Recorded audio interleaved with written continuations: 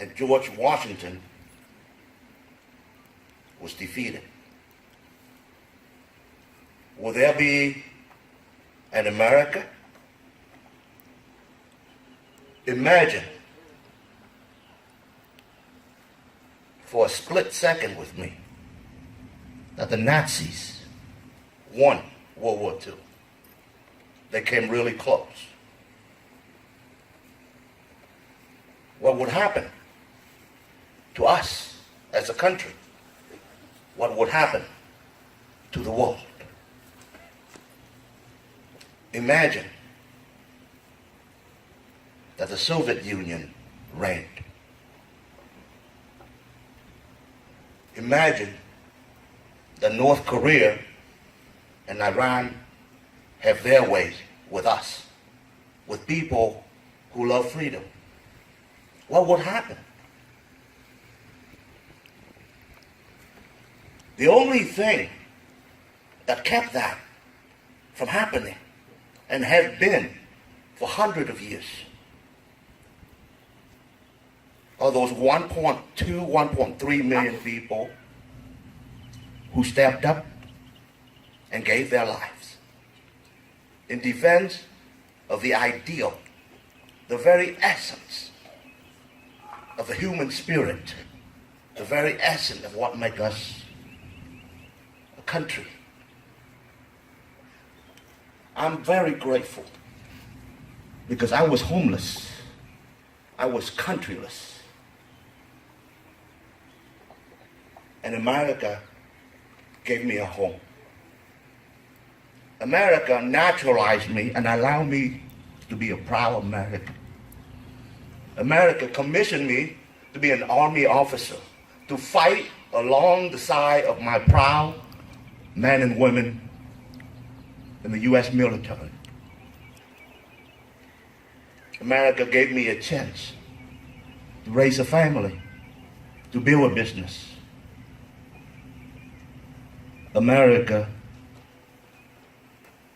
allowed me the opportunity to be elected and to have been serving as your county commissioner for 8 years. And hopefully for many more years to come. Naturally, I'm grateful. Who wouldn't be?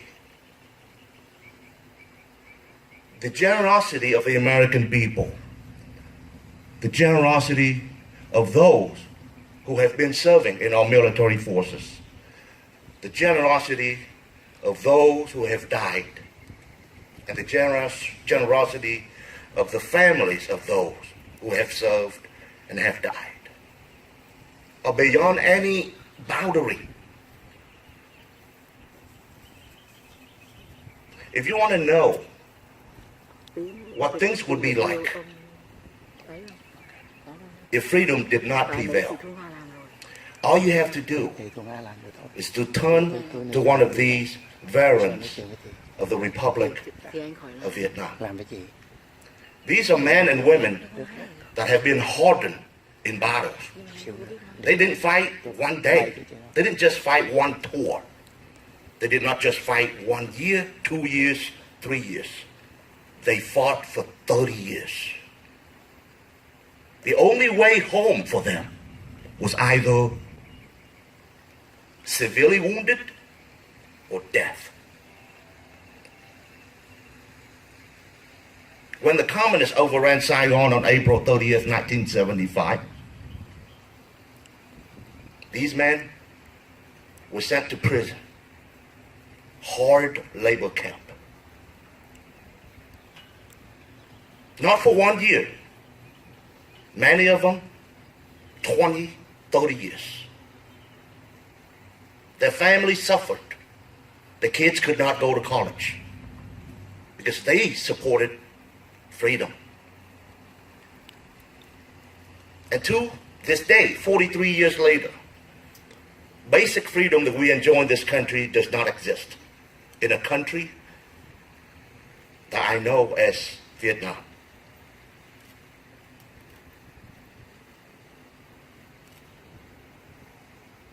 Understand beyond any doubt that the freedom and the lifestyle that all of us enjoy today are the direct result of those men and women sacrifices. Make no mistake about that. So my dear fellow Americans, help me instill a sense of gratitude in the hearts of our fellow Americans. That is the only thing, in my opinion, that will save this country. With gratitude, we will be humble to learn new things, to understand that our success is not a direct result, it's not just a direct result of our own effort. There are other people who have chosen death so that we can enjoy these opportunities. Having gratitude in our heart is critical in maintaining freedom. Without gratitude, we will become ignorant. We will become arrogant. And we will become complacent. Gratitude, a self-awareness of gratitude, a grateful heart, is a true American heart. Freedom is to be free from something. Liberty is to be free to do something. The men and women who have died in battles, they died to keep us from being oppressed by the tyrannies and the dictators of the world. They have given us freedom. We are now free from those dictators. What are we going to do with the liberty that we have? Those men and women over here and there, they can't go into your daily life and fight your battles too. You have to understand and seize the opportunities to serve, to give back. Basic civic responsibilities like voting. The last election, less than 3% of Texans turned out to vote. My dear friends, it's hard to maintain a free republic when only 2 or 3% participate in the democratic process. I urge you not to just show up on Memorial Day and express our gratitude. Even so, you are still a very small minority of the total population of America who show up regularly on Memorial Day. And I thank you for that. But let's take the spirit of today and carrying it into our daily lives. Share it with our children, our grandchildren, our fellow Americans, and instill in them a sense of gratitude.